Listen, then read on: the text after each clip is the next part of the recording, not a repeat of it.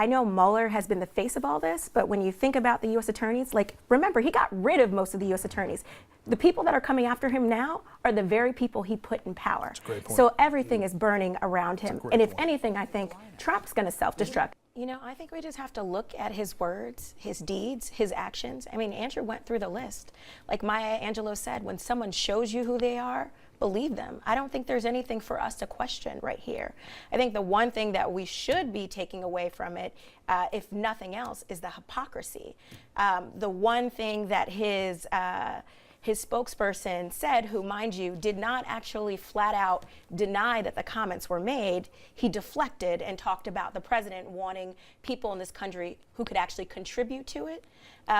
I think many of the immigrant groups that have been raised and mentioned, both in the past and most recently in the remarks, absolutely are doing that. Some of them have served in our military. There are doctors, there are lawyers. So if anybody is contributing to this country and should be here, it's those very people that he's, I think, tried to keep out. If anything, they're more patriotic than he is. The word is courage. These kids have political courage. I remember what it was like when I was a kid and Columbine happened. I think everyone in my class, everyone in our school lived in fear, are we going to be next? But this generation, they inspire me because instead of just being in that space of fear, they've, you know, taken their fear and turned it into action. And they've done exactly what adults should be doing. And one thing that I think about when I think about this movement that's happening all across the country is I think of the civil rights movement.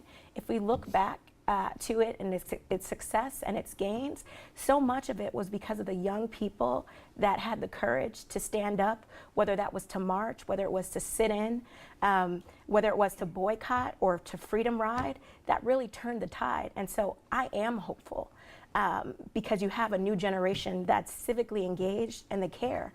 And if the adults aren't going to listen, they've clearly said that, you know, we're going to vote you out and make the change. So that's really inspiring.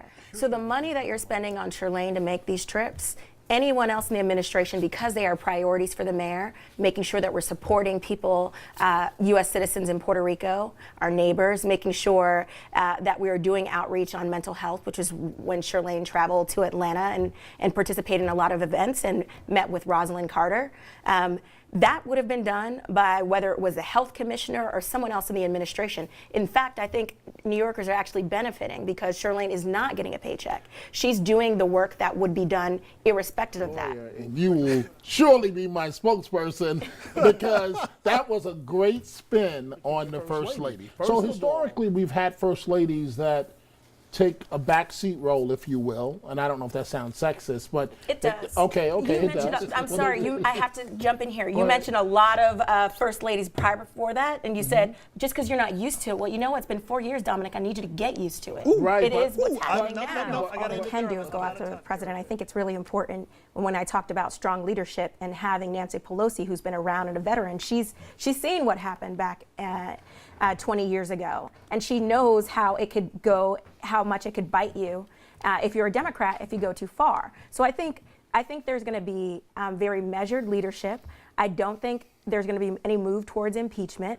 I think they're going to be slowly trying to work on legislation, bipartisan legislation that's going to move the country forward. Look at the criminal justice reform bill. That actually, that's passing. For me. You know, I had the opportunity to work in a Justice Department where you had Eric Holder and Loretta Lynch, and to see all of the work that they've put in and all of those gains being eroded, it's disheartening. But I don't want to say that we should lose hope, because what I think is happening is all of these attacks on justice at every level is actually galvanizing people and bringing them together. So in some ways, this might be our new modern day civil rights movement, but it's just going to take everyone working together to push back against it all.